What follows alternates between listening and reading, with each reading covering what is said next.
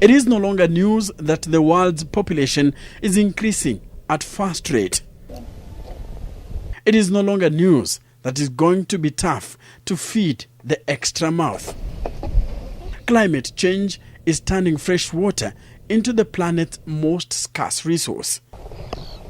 This scarcity challenging the planet's ability to sustain life. The drought being experienced in some parts of the world, including Kenya, notwithstanding. Kenya, like the whole world, has two choices: continue talking or start acting. Imagine if Kenya can turn the semi-arid northeastern region green. Imagine if Kenya can use underground or seawater and solar panels to make this happen and to produce fresh food, enough water and energy to sustain the local populations. Imagine if Kenya could do this with technology that is commercially viable. This might sound like a mirage. But a group of 40 women from the dry Wajir County are making it a reality. People say it's too good to be true, but they say seeing is believing. Sasa hii faida ni mingi, kazi ni kidogo, tunakuwa na wakati na watoto wetu.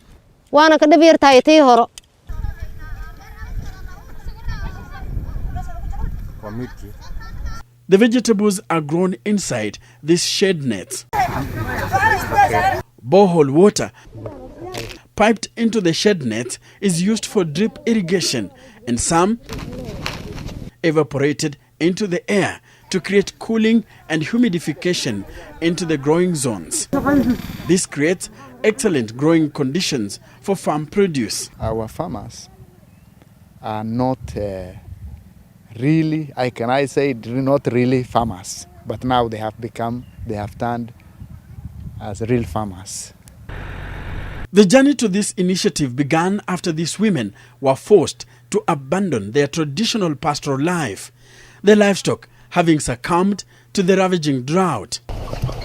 A dry season that also forced them out of their villages, settling into Wajir town, where life became even harder.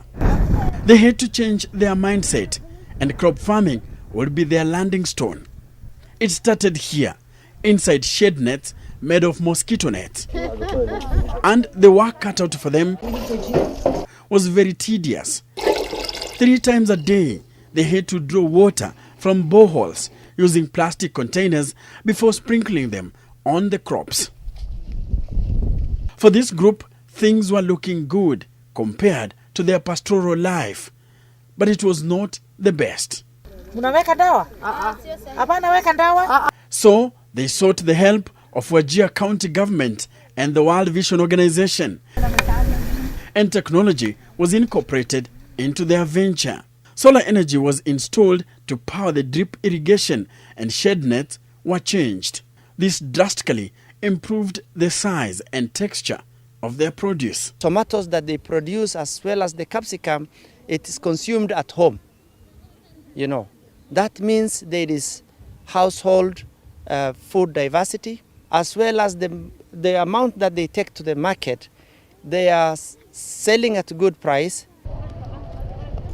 Wajir market is now laden with vegetables from the Alimau women group. Stakeholders now believe that what is being achieved by the 40 women could form basis of how the Kenyan North can be turned into a food basket. Occupies, NTV.